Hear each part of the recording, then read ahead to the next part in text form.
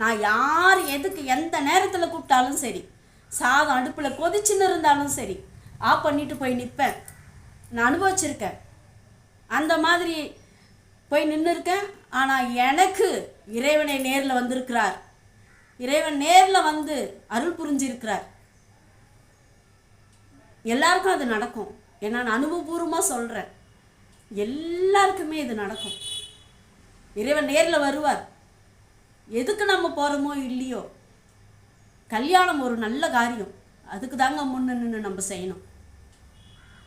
அந்த கல் மனசு மாறணும்.